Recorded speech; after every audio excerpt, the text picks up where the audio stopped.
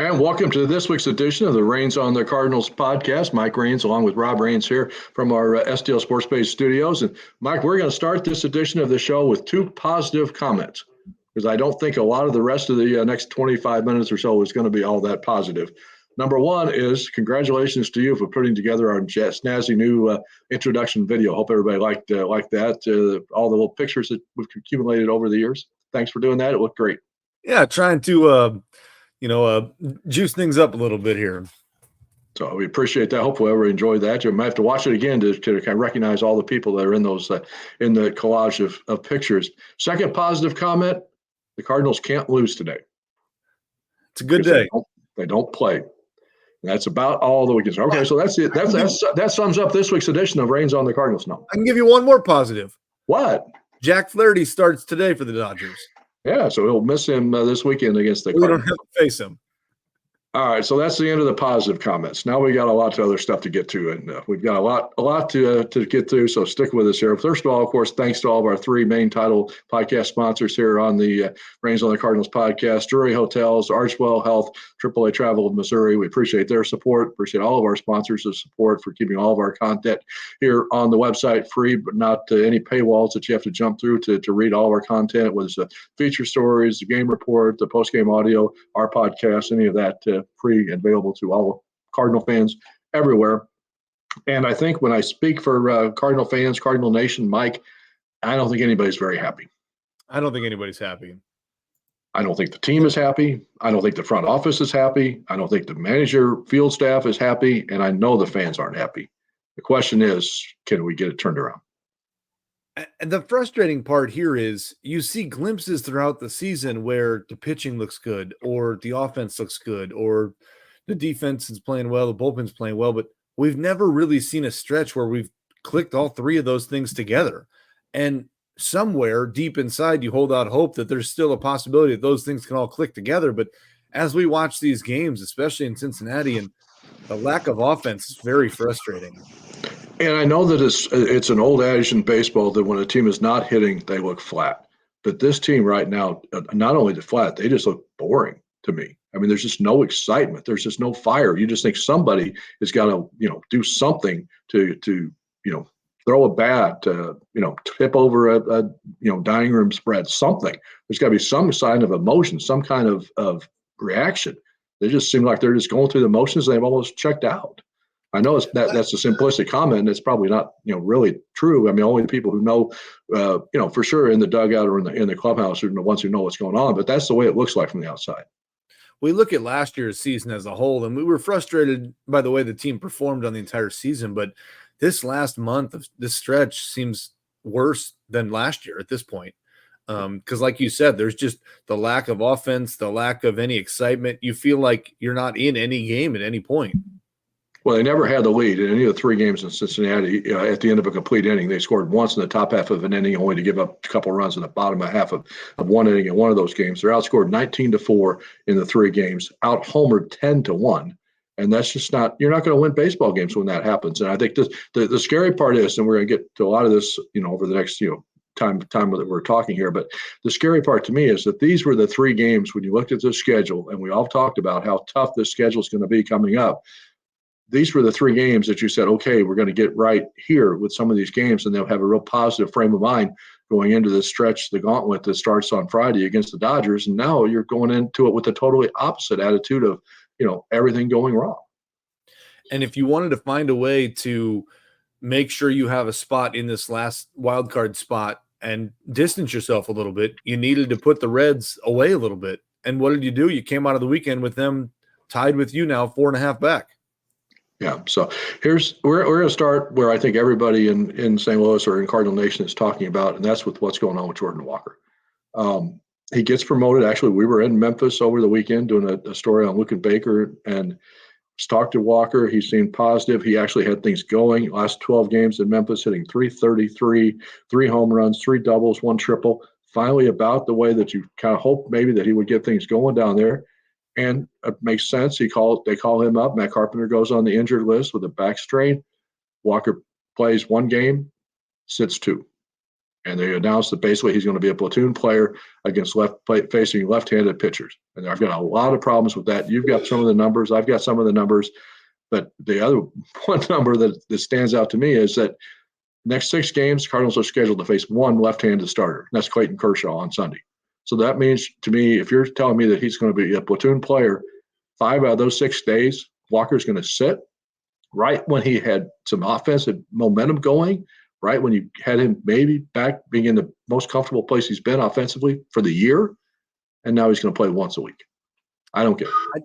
I would like someone to logically explain to me whether it's the analytics or what the numbers tell, because I will never understand this. But a guy's playing well in Memphis, be it offensively or in the bullpen, we call him up to the big league club, and then we never see him, and he sits here. And then when we put him into play, he struggles, and the answer from Ali and Mo is, well, we told you he wasn't a very good player. Well, he sat for a week when he was here. You didn't let him continue to play or do something, right? And I think the other frustrating part is you look at the way that Lars Nootbaar's played right now, and we hope he would play better, but over the last month, he's hitting 130 against right-handed pitching. So why is Walker not playing? And here's the disconnect that I think has happened, at least it appears to fans and it appears to some of the media, myself included, that's happening is about 2 days before Walker was called up, John Mozeliak said that when he's playing better, we're encouraged, we're trying to see the consistency, but because when he comes up here, he has to play. Okay, he came up, and now he's a platoon player playing once a week. That I don't know who's making that decision, whether it's coming from the front office, if it's coming from the manager, if it's a combination of the two between them, but something doesn't just seem right when you say that, and then you come up and he doesn't play, and especially as you say, when there's a lot of other guys who are not playing well that give him plenty of opportunities to go in against and play. Because here's the other thing that I don't understand. I think, and I know you've got stats to back this up as well. Not every right-handed hitter hits better against left-handed pitching. It's a fact of life. Some right-handed, and part of that's because you face a lot more right-handed pitchers than you do left-handed pitchers. Jordan Walker, in his major league career, has a 282 batting average against right-handed pitchers. His batting average against left-handed pitchers in the major leagues in his career, 203. And you're telling me he's going to only play against left-handed starters? I don't get it. He's also never had a season where his OPS is higher against left-handed pitching versus right. So it's always higher against right-handed pitching. So what numbers are they seeing that's telling them he's better against lefties than righties? Yeah, I mean, they've got thousands of people who work in the analytic department who can got all kinds of fancy computer programs, a lot more fancier than I did. And it took me about 10 seconds to find that stat. So I don't have a computer degree, and I found it just as easy. So somebody knows those numbers. But that's why I say somewhere there's a disconnect, and I don't know what it is or where it is. But that's that. And I think speaking for fan standpoints, I think that's part of the frustration. The other frustrating part is why do we continue to do the same thing when it's not working? We continue to put the same guys batting in the same order, and we continue to go to the same 3 guys in the bullpen, and we continue to go to the same just repetitive situations. Well, eventually that either has to change or we're just going to continue to ride this 500 team like we're doing right now. Well, they didn't go to the same 3 guys in the bullpen. I mean, Andrew Kittredge, Jojo Romero, and Ryan Helsley might as well have gone to the beach for those 3 days. I mean, they didn't even warm up. They didn't even warm up in the bullpen. So now with the 2 off days, they're going to go a week without pitching. And you expect them to be sharp when they come back? The one frustrating part for sure is that a lot of people would question the ability to manage the bullpen from the Cardinals dugout. Mm-hmm. And it just hasn't worked out. And I know too. I mean, not singling out the Cardinals, not singling out the manager of the Cardinals. Any manager in any situation, whether it's talking about putting up a pinch hitter, making out the starting lineup, or whatever, you're only as good. Your decisions are only as good as the performance of the players. It can be all of the right, moves on paper. Okay, this is the matchup we want, and it doesn't work out. I mean, that just happens. That's baseball. That's why we like the game so much. I remember I did a story a few years ago, who coached the coaches. It was basically the theme of the story. And I asked all of the coaches on Cardinals staff who had been their most influential coach as they, developed in their career. And I remember Willie McGee telling me a story about he picked his Little League coach. And he said the thing he remembers the most was standing up to bat in a Little League game the coach being down coaching third base. Willie looked down at him, and the coach looked back to him and goes, "Don't look at me. I can't help you from down here." So basically, the thing being, it's up to the players to perform, and if they don't perform, the decision looks bad, the manager looks bad, the staff looks bad, and unfortunately that's where we are right now. Go ahead. I'm sorry. I was just saying it's frustrating because I don't know how you fix it, right? That's the problem is you're relying on these players to perform and they're not. And so what is the disconnect between Memphis and when they get up here or spring training and when they start the regular season that's not happening, right? Is it a coaching thing that isn't getting worked out right? Is it an analytics thing that just isn't getting plugged in right? And who's responsible? How do you fix it going forward? And I do think, and we've written about this in the past in some stories here on the site, and other people have written about it as well. I do think the gap now between hitting at AAA and hitting at the big leagues is greater than it's ever been. And I think the reason is because the pitching at AAA is not as good because the guys, if they're really good pitchers, they don't spend a lot of time at AAA. They shoot them right through their gap and get them up to the big leagues. Even if they're a starting pitcher in the minor leagues, they get them into a bullpen. They throw 98, they get them into a bullpen. So I do think that, and you've lost those. I remember Matt Carpenter telling me when we did one of the stories earlier this year that he learned how to hit in AAA by facing former big league pitchers who were down at the AAA level trying to get their way back up.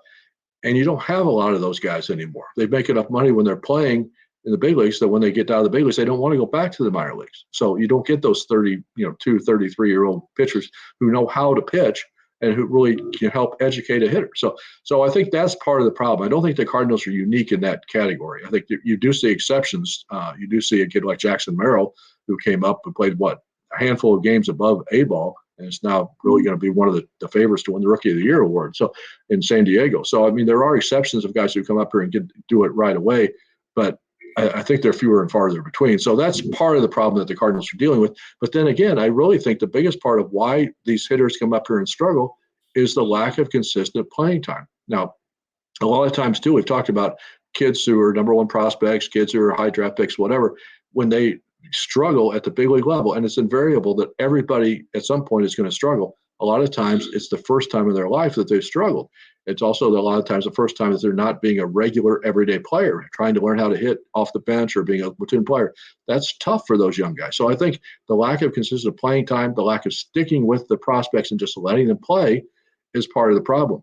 And then the flip side of that, of course, is if you got a player who's a young player who's struggling and you're sticking with him, is that going to affect the one-loss record of the ball club? And when you have a city like St. Louis that expects to be in a playoff contention every year, it's tougher to go with those younger players. You're not going to do a total teardown, total rebuild like the Astros did a few years ago.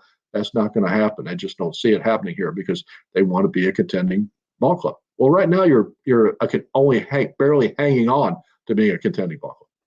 The other struggle that we've talked about before between the minors and the big leagues is the pitching is very different. And as you've mentioned before, but when you're in AAA, pitchers typically have 2, maybe 3 pitches that they throw. And when they get behind in a count, they go to their best pitch, which is their fastball typically. So you can expect that to come.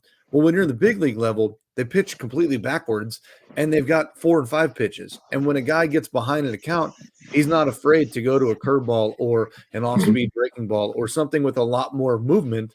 And so young players aren't expecting that. They're not ready for that. They're looking for a fastball that isn't coming. And so the challenge of trying to figure out, like you said, because there's not major league pitchers in AAA, the challenge of trying to figure that out early is difficult.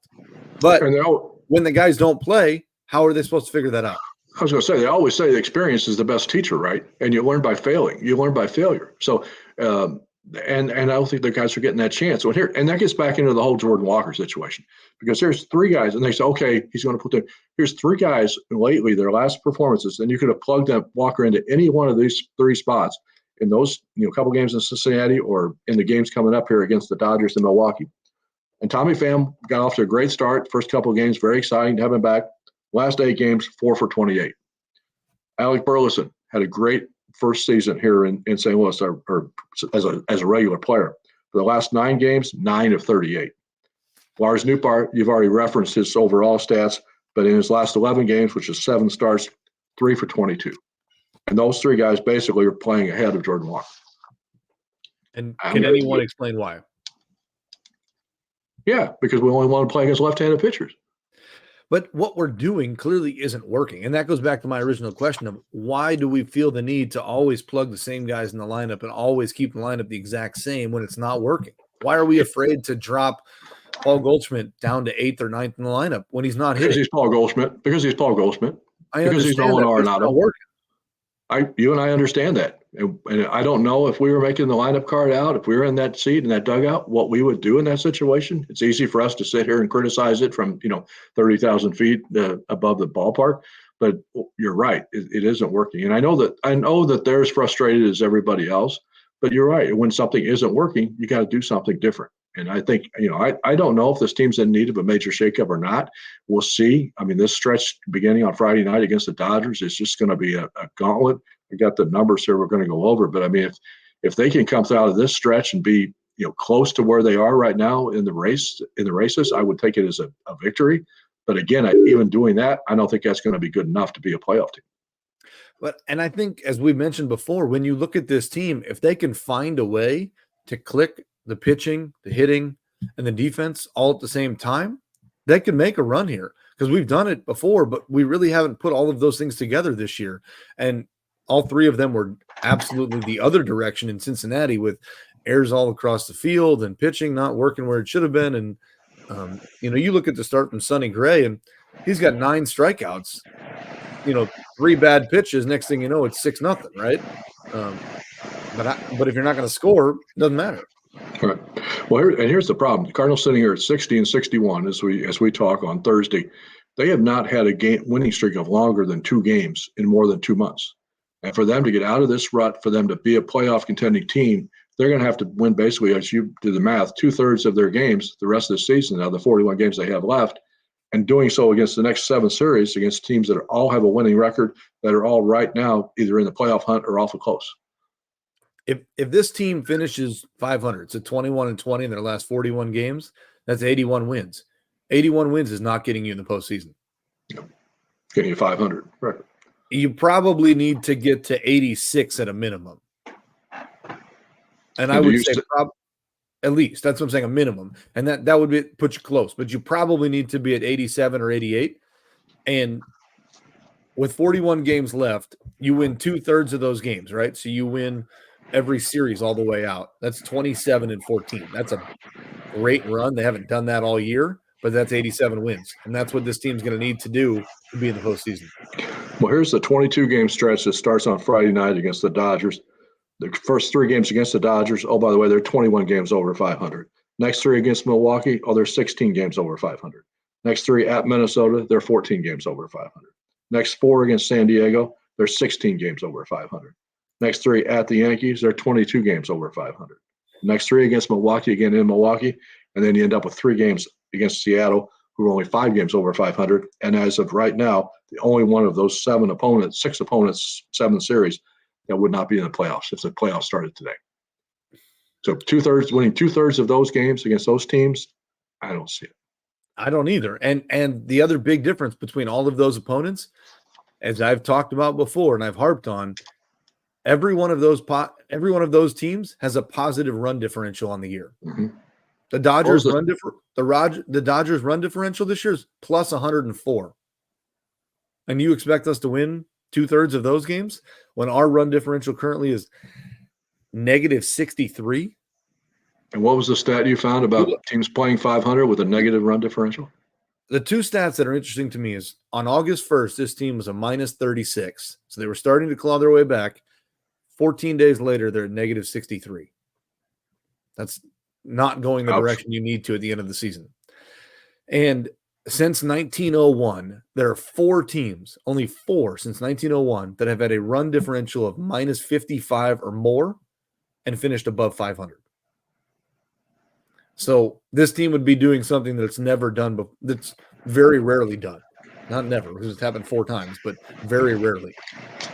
Well, speaking of very rarely, here's the other stat. If the Cardinals were to finish below 500 for the season, as we mentioned, after this 22-game stretch, they only have 19 games left in the season after that. So do the math.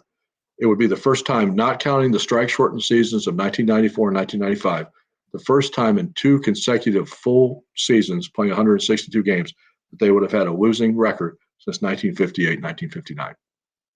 Remember, and it's been getting a lot of airtime lately because people hold on to it, when the Cardinals fired Mike Matheny, Bill DeWitt had a press conference, and he said some places 500 baseball is acceptable. It's not acceptable in St. Louis. Well, right now it seems like it's acceptable. Something's changed. It's not the same. The other comment that we've all heard Mozeliak say before is performance matters. He said it multiple times, performance matters. Well, when are we going to prove that? Yeah, it's right now. I mean, it's go time. I mean, there's no turning away from what the Cardinals have to do.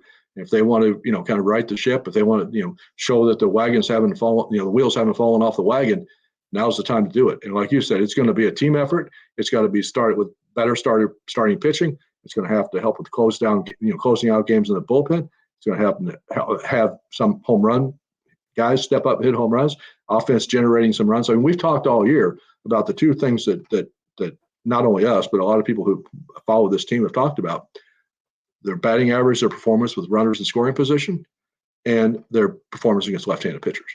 Well, that if when it's been a struggle like this all year, you just don't know what's going to turn it around. I mean, they haven't hit a home run in a month with a runner in scoring position. The pinch hit grand slam by Tommy Pham's the only one that they've hit in the last month with a runner in scoring position.